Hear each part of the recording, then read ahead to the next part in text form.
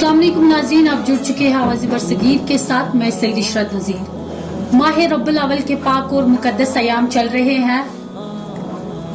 जश्न मीलादुन नबी सल्लल्लाहु अलैहि वसल्लम के हवाले से इस वक्त हमारे साथ शरीक गुफ्तगू अमीर आला तहरीकी सौक़ुल औलिया जम्मू कश्मीर मौलाना अब्दुल रशीद दाऊदी साहब मौजूद हैं।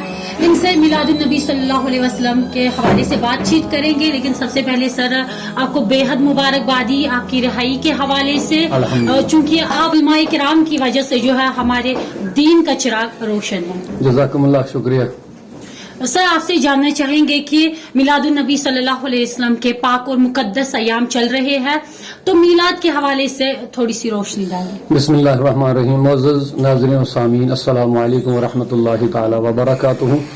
सबसे पहले मैं पूरी आलम इस्लाम बल्कि आलम इंसानियत को माह रबीउल अव्वल शरीफ के महीने तो बिलखसूस जो 12 रबीउल अव्वल शरीफ का मुतबर्रक दिन है, इसके लिए मैं पूरी आलमी इंसानियत को मुबारकबाद देना चाहूँगा। मैंने आलमी इंसानियत का लफ्ज़ इस्तेमाल किया क्योंकि कुरान मजीद ने वाज़ेह नबी अकरम सल्लल्लाहु अलैहि वसल्लम के लिए इरशाद फरमाया, वमा अरसलनाका इल्ला रहमतल लिल आलमीन। यानी हुजूर सिर्फ रहमतुल लिल मुस्लिमीन नहीं बल्कि कुरान की आईने में हम देखें तो रहमतुल लिल आलमीन है। तो अल्लाह ने अपने लिए रब्बुल आलमीन फरमाया, आलमीन का रब, पालने वाला, रिज्क देने वाला, लेकिन अपने प्यारे हबीब सल्लल्लाहु अलैहि वसल्लम के लिए इरशाद फरमाया रहमतुल लिल आलमीन। यानी जहां जहां अल्लाह की रबूबियत वहां वहां रसूलुल्लाह की रहमत। तो ये हमारे लिए बहुत बड़ा एजाज है कि हम आखिरी पैगंबर के उम्मती हैं और अल्लाह ताला ने ये बड़ी नेमत हमारे लिए दी है। और इरशाद फरमाया कुंतुम खैरा उम्मा, ये आखिरी उम्मत है लेकिन सब उम्मतों में बेहतर उम्मत है, अफजल उम्मत है, आला उम्मत है, जहां इसकी बहुत सारी वजूहतें और उसमें सबसे बड़ी वजह यह है कि ये उम्मत आखिरी पैगंबर की उम्मत है। इस उम्मत में आने के लिए जो पहले अंबिया किराम दुनिया से तशरीफ ले चुके हैं, जिनमें हजरत मूसा जैसे, हजरत ईसा अलैहिस्सलाम जैसे पैगंबर उलुल अज़म, उनकी भी ख्वाहिश ये होती थी, वो दुआएं करते थे काश हम भी आखिरी नबी की उम्मत में आ जाते। अब आप खुद फैसला कर लीजिए, जहां पैगंबर जो अल्लाह तबारक व तआला की ज़ात मुबारक के बाद जो सबसे बड़ा दर्जा होता है वो पैगंबर और रसूल का होता है, और उस दर्जे पर फायज होने के बावजूद भी वो तमन्ना करते कि काश हम आखिरी नबी की उम्मत में आ जाते। तो इसी से वाज़ेह हो जाता है कि कितनी अजीम उम्मत है ये रसूलुल्लाह की वजह से। तो लिहाजा इस नेमत पर हमें कितना भी शुक्र करना चाहे, कितना भी करेंगे वो कम है, कितना भी खुशी का इजहार करेंगे कि हम जैसे गुनहगारों को अल्लाह ताला ने इस आखिरी उम्मत में पैदा फरमाया, इस पर हमें शुक्र करना चाहें। अल्लाह तबारक व तआला के रसूल सल्लल्लाहु अलैहि वसल्लम दुनिया में तशरीफ लाए। दुनिया में तशरीफ लाने के वक्त अगर आप मुताला करेंगे, अरब की तारीख को पढ़ेंगे, बल्कि पूरी दुनिया की तारीख का मुताला करेंगे, जहालत कितनी थी, जुल्मात, अंधेरे थे, बेटियों को जिंदा दरगोर किया जाता था, बच्चियां, किसी बाप को यह पसंद नहीं था कि मैं किसी का रिश्तेदार बनूंगा। एक तरफ बच्ची पैदा हो जाती थी, उसका गला घोंट करके जमीन के नीचे दबो दिया जाता था, दरगोर किया जाता था। लेकिन प्यारे आका ने इरशाद फरमाया, अना अबुल बनात, मैं बेटियों का बाप हूं। गुलामों के साथ क्या बदतरीन सलूक होता था, जानवरों से भी बदतर। लेकिन रसूलुल्लाह सल्लल्लाहु अलैहि वसल्लम ने अपने कंधे पर एक तरफ इमामजाद को उठाया, यानी अपने हुसैन को उठाया, और दूसरी तरफ हज़रत ज़ैद के बेटे को उठाया, उसामा को कंधे पर उठाया। एक तरफ गुलामजाद था, एक तरफ इमामजाद था। पूरी कायनात को यह पैगाम दिया कि मेरी जो तालीम है, यहाँ इमामजाद और गुलामजाद का मामला नहीं है, बल्कि यहाँ एक ही खून है, इंसान सब एक है, ऊंच नीच नहीं है, यहाँ गोरे और काले का फर्क नहीं, यहाँ खानदान का मामला नहीं। कुरान की तालीम है, इन्न अक्रमकुम इंदल्लाहि अतकाकुम, अल्लाह तबारक व तआला की बारगाह में उन्हीं लोगों को इज्जत और वक़ार और इकराम है जिनके पास तकवा है। तो ये तालीम रसूलुल्लाह की जो इब्तिदाई तालीम, अरब की जहालत हो या पूरी कायनात की जहालत जो थी, अंधेरिया थी, बेवा औरतों के साथ कितना बदतरीन सलूक होता था, बुजुर्गों का कोई अदब एहतराम नहीं था। तो ये सारी चीजें आप मुताला करेंगे तो इन पर सबसे पहले जो कायनात में आलम इस्लाम, चूंकि इस्लाम रसूलुल्लाह से नहीं है बल्कि आदम से पहले दिन से इस्लाम, सारे नबी इस्लाम ही की तालीम देते रहे, लेकिन पैगंबर आजम जो इस्लाम के आखिरी पैगंबर दुनिया में तशरीफ लाए, उस जमाने में कितनी जहालत थी, उसका खात्मा रसूलुल्लाह सल्लल्लाहु अलैहि वसल्लम ने फरमाया। और उनकी सीरत और उनकी तालीमात को आप पढ़ेंगे तो पूरा पता चलेगा। दुनिया के अंदर अमन, शांति, मोहब्बत, इंसानी हुकूक, बल्कि जानवरों तक के हुकूक को रसूलुल्लाह ने बयान फरमाया कि जानवरों को जितना बोझ उनके ऊपर लादना है, उससे ज्यादा अगर आपने उनके ऊपर बोझ डाला तो इसके बारे में भी तुम्हें सवाल किया जाएगा। अब आप यही से गौर कर लीजिए कि जिस रसूलुल्लाह ने सल्लल्लाहु अलैहि वसल्लम वजू के बारे में इरशाद फरमाया कि फजूल खर्ची करना, इस्लाम ने मना कर दिया कि اگر آپ پانی زیادہ بہاؤ گے زمین پر، اس کا بھی حساب تمہیں دینا پڑے گا. جہاں پانی کا اتنا احترام ہو تو خونی انسان کا کتنا احترام ہوگا یہاں پر. تو لہٰذا اگر ہم حضور کی سیرت کا، تو یہی میلاد آج ہمیں سکھا رہا ہے کہ حضور کی سیرت کو پڑھو، ان کی ذات مبارکہ کو پڑھو، ان کی تعلیمات کو آپ پڑھو، آپ کو خود پتہ چلے گا پیغمبر اعظم کس شخصیت کا نام ہے. تو اقبال نے غالباً کہا کہ تاریخ اگر ڈھونڈے گی ثانی محمد، ثانی تو بڑی چیز ہے سایہ نہ ملے گا. یعنی دوسرا محمد اگر آپ ڈھونڈو گے وہ تو بات ہی نہیں، بلکہ حضور جیسا سایہ بھی تمہیں کہیں نہیں ملے گا. یہ ہے پیغمبر اعظم کی سیرت و صورت. لہذا میلاد منانے والوں سے بھی میری گزارش ہے، یا جو اس سے دور رہتے ہیں ان سے بھی میری گزارش ہے کہ میلاد کوئی ایسی بری چیز نہیں ہے کہ جو معاذ اللہ ہمیں اسلام سے دور کرے، بلکہ یہ اسلام ہی سے قریب ہمیں کرتا ہے، اللہ سے قریب کرتا ہے، قرآن و حدیث سے نزدیک کرتا ہے، رسول اللہ صلی اللہ علیہ وسلم کی ذات مبارکہ اور ان کی سیرت سے قریب کرنے کا ایک بہترین ذریعہ ہے یہ، ماشاءاللہ. آخری پیغمبر حضور اقدس صلی اللہ علیہ وسلم کی ولادت کا دن جو ہے قریب آتا جا رہا ہے، جگہ جگہ پہ تقریبات کا اہتمام کیا جاتا ہے، ایسے میں صحیح طریقہ کیا ہے؟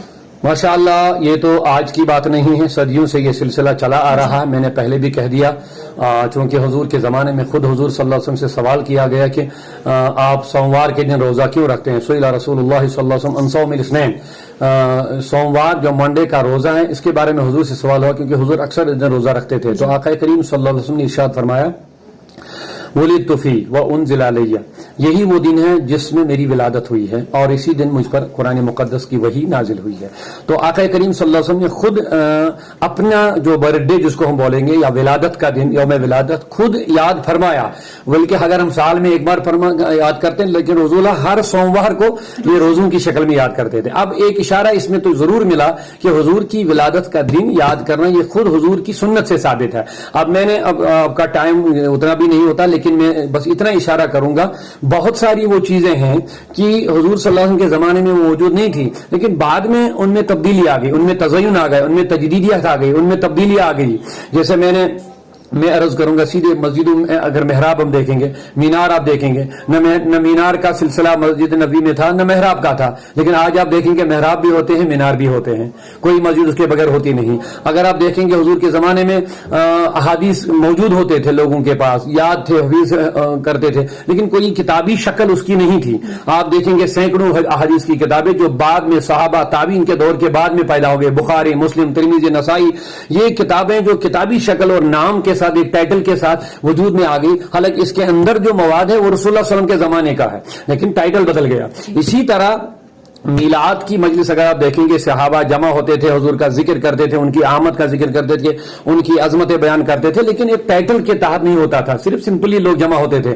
اسی طرح جس طرح اور کاموں میں ایک ٹائٹل لگ گیا، ایک نام لگے، اس نام کے تحت پھر اس چیز کا ذکر ہوتا ہے. تو اسی طرح آج میلاد النبی صلی اللہ علیہ وسلم کا کہ ٹائٹل یا بینر تلے ہم مقصد یہ ہوتا ہے کہ حضور کی آمد بیان ہو، حضور کا بچپن بیان ہو، حضور کا تشریف آوری اس وقت کیا ہو گیا، اس کے بعد کیا ہو گیا، نبی کے صلی اللہ علیہ وسلم کے آنے سے دنیا میں کیا تبدیلیاں آ گئی، کیا تھا اور کیا ہوا اور کیا ہونے والا ہے. یہ ساری چیزیں میلاد کی تحت ہی آتا ہے. لیکن اب ضرورت اس بات کی ہے، بہت سارے خرافات جوہلا لوگ ہم کہیں گے، علماء پر وہ بات نہیں آنی چاہیے، نہ تنظیم پر، کسی تنظیم پر، نہ کسی مطلب اسلام پر، بلکہ یہ جوہلا لوگ اپنی طرف سے کچھ نئی نئی خرافات نکال دیتے ہیں اپنے من پسند. ان کو پتہ نہیں کیا ابلیسیت ہوتی ہے ان کے اندر، جس کی وجہ سے ہمارا جو پاک مشن ہوتا ہے وہ بھی داغدار ہو جاتا ہے. لہٰذا میری گزارش یہی ہے، میلاد منانے کا سب سے بہترین طریقہ یہی ہے کہ ہم پاک صاف رہیں اور مجالس ذکر کا اہتمام کریں، اللہ کا شکر کریں، عبادت، سیرت، صورت کا بیان کریں، حضور کی ولادت کا بیان کریں، آمد رسول بیان کریں. اگر ہم جلوس بھی نکالتے ہیں اس میں بھی